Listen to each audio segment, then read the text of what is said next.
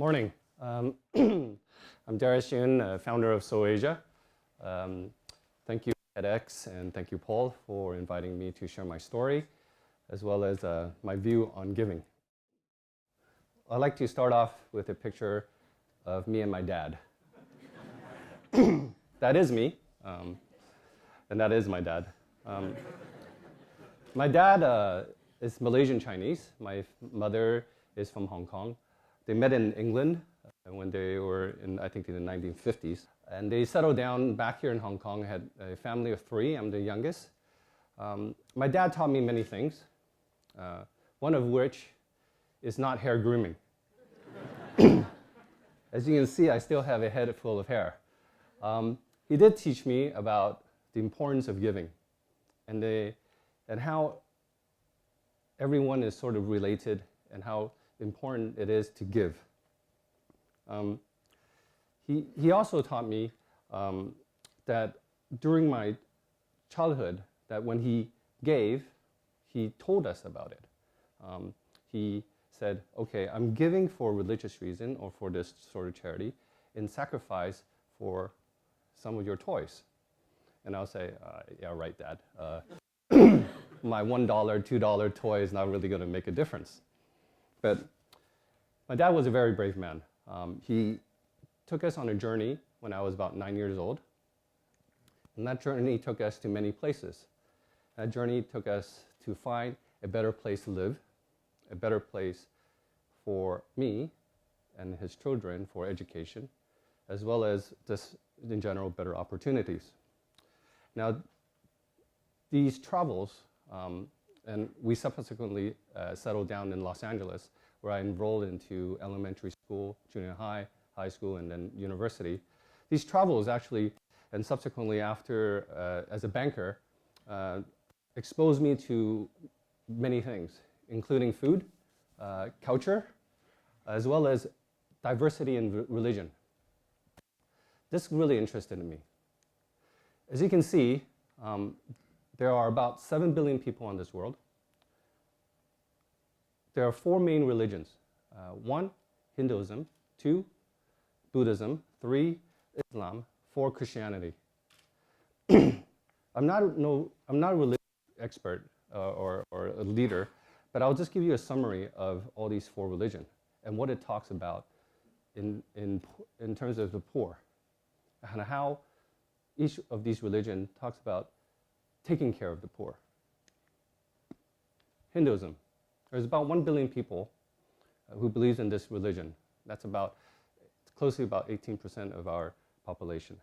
Hinduism teaches about the caste system, how you do good and you take care of the poor, and it builds up good karma and applying to your next life after reincarnation. Buddhism, 1.6 billion people, 23% of the population believes in this.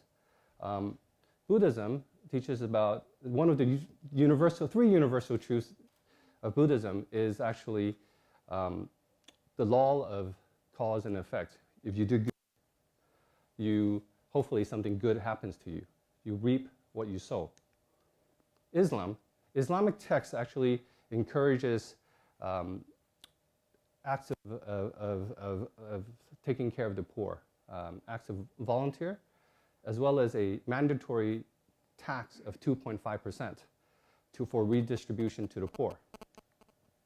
Finally, Christianity, 2 billion people.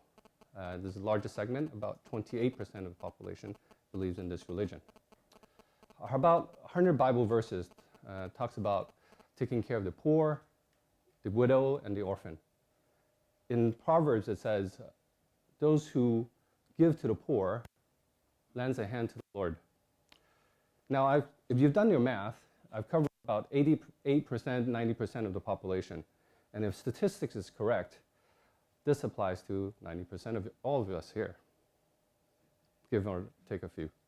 Now, for the rest of the 10% of you, I'd like to introduce you to a friend of mine who's been a hero of mine for the past, 40 years.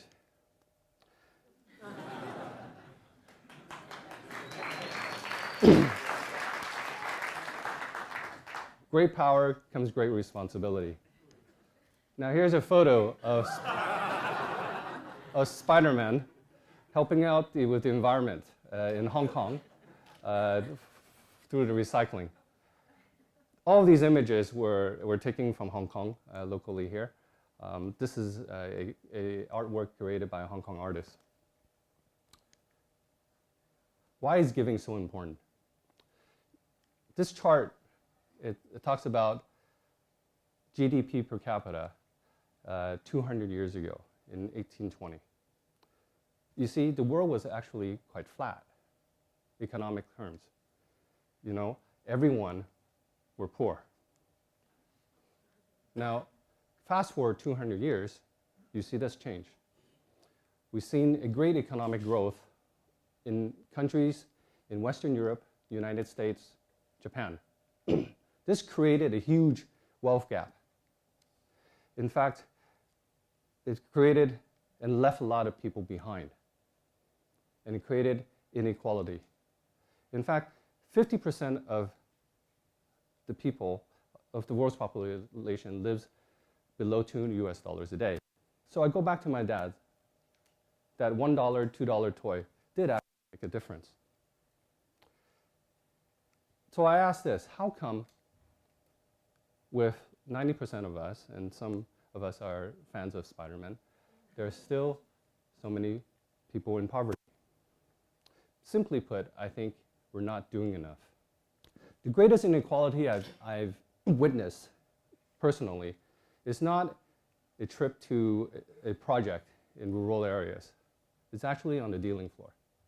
Some of you know about my story, some of you don't, but I received a very good termination package during the financial crisis. During that day, human resource came down and gave me an envelope, a letter. I opened it. I was very happy. But I turned to the person next to me and I said, whoa, let's celebrate. But there was nobody next to me. In fact, the seat was empty. The seat next to him was empty. The whole floor was empty. A floor which sat about 150, 200 people. There were only 5 of us left on that floor. A lot of people were let go. In fact, many of my friends lost their jobs, lost their net worth. Those were the lucky ones. Some lost their homes, and some even lost their families.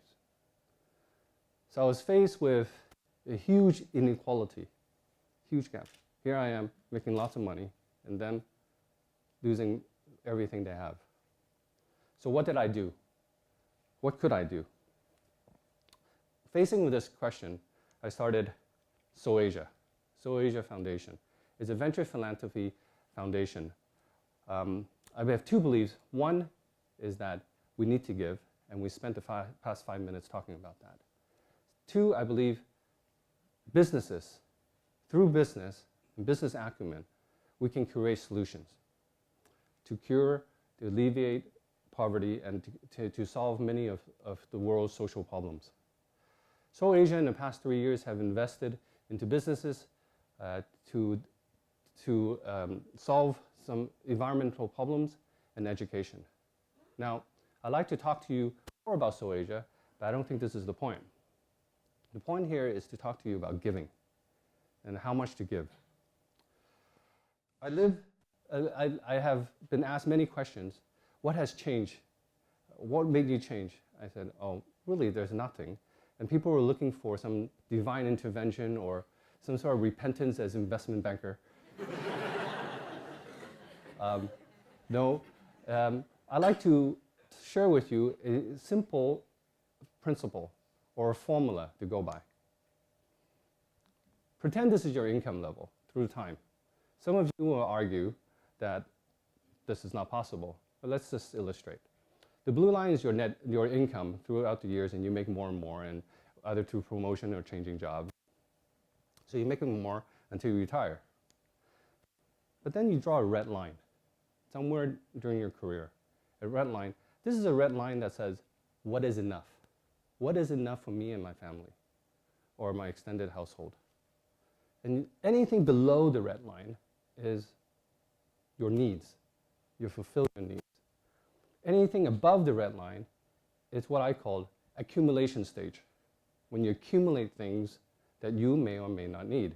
A better watch, a bigger house, a nicer car, something that you can or cannot have. It's okay to have. It's great to have, it's okay not to have. Because you start accumulating things. Then you draw a green line.